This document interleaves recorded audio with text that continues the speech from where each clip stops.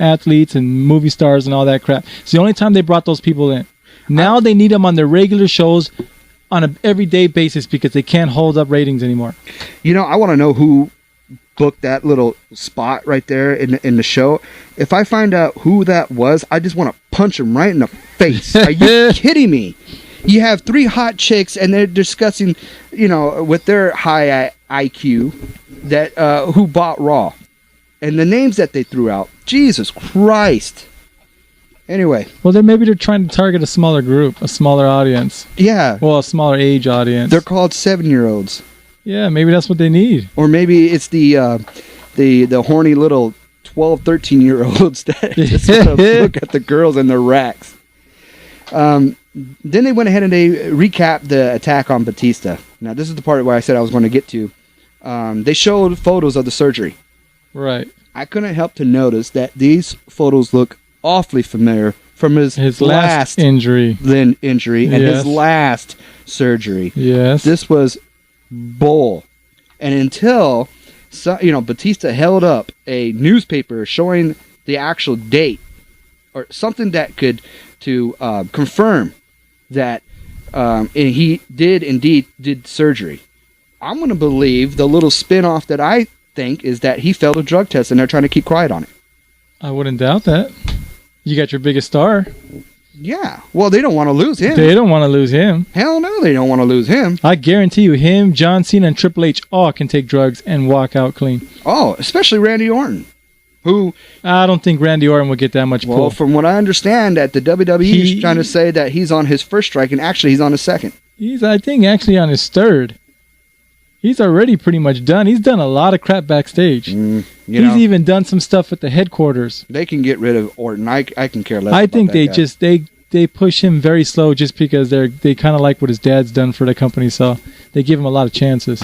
So the WWE Championship Fatal 4-Way match: Randy Orton, Big Show, John Cena, Triple H. That was a pretty good match. I think a blind guy can call this match. Yeah, but it was a pretty good match. And I think everybody knows it was no shocker who was going to get the belt. Right. I mean, you need somebody with a real heat getter, and they're not really pushing Show as a big heat getter. So who else is there? Randy Orton. Yes, sir. So Cena covers Show and gets a 2 count, but then hits the attitude adjustment on the Big Show. Mm-hmm. And then Orton makes the save, and then fires Cena shoulder first into the ring post. He goes out. And then RKO's Big Show. And Orton connects, and things finished up at 11 minutes and 15 seconds. Lo and behold, your new WWE champion, Randy Orton. You know what I didn't like about this, though? The Big Show comes back to the WWE when things were getting real bad.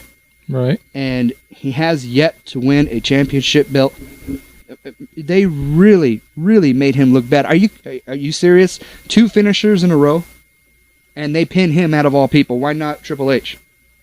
Why not Cena? Very true. They use Big Show, the biggest man in the WWE right now.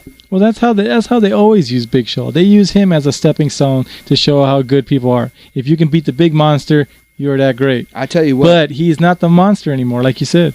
I tell you what, I really hope the Big Show leaves. I really do. But where's he going to go? He'll go to TNA. I don't think so. Oh, he can't keep up in TNA. Oh, no. Trust me. He is too big for TNA. He's been contacted by Dixie, what's her name? Dixie Carter? Yeah. And trust me, I love the Big Show, and I would love to see him go to TNA, but I think he's too big for that show. He can only feud with the main event Mafia, and if he goes to TNA, he's going to be on the main event Mafia. He can't feud with the other guys. The other guys in TNA are way too small. It's going to be like Ray versus Big Show every night. Main event Mafia. I think it's the old Mafia. Who was the main event Mafia? Can you name the numbers? No. I think Matt Morgan is the only youngest guy on that. And I think we've already seen that feud, Show and Morgan. Yeah, but Show going to TNA, I don't think that would help.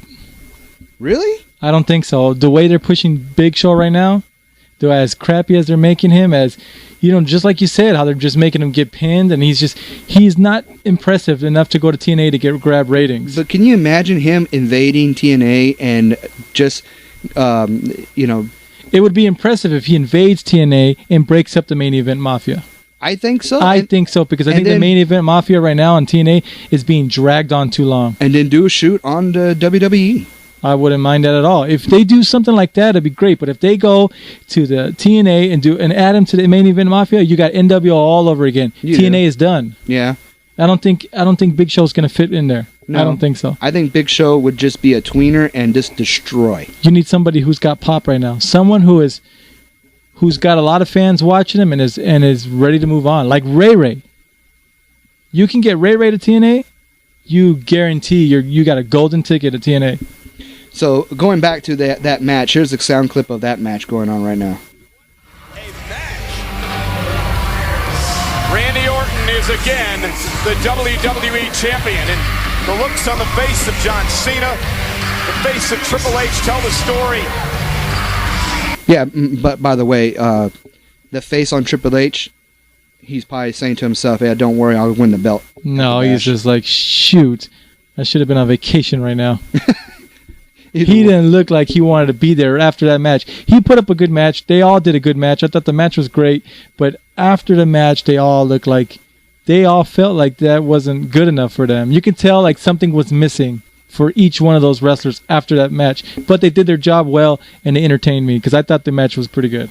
So the next segment, as promised, Vince comes out into the ring and announced the new owner of Raw, Donald Trump. And I don't understand. I don't understand where this story is going. If it's real or not, I don't understand it. I really don't. Here's that clip right here. Allow me, without further ado, to introduce you to the man via satellite. Joining us now, ladies and gentlemen, the new and no doubt proud owner of Monday Night Raw, Donald J. Trump. Listen to the sound. Listen to the audience. Yeah, there wasn't that much there. Listen to the fans. They were like, what the? You could hear them saying, what the hell did he just say? There wasn't that much there. I don't think people were that excited. Out of all people, why Donald Trump? I think maybe people were thinking there was going to be some kind of like... Well, people thought because they were in North Carolina, they thought it was going to be Flair. Well, you know what? That would have been exciting. But at the same time, I don't know. I mean... And there's still rumors that next week, Trump is going to make an announcement that Flair will be the GM. I wouldn't mind that. So Flair's exciting. I love Flair.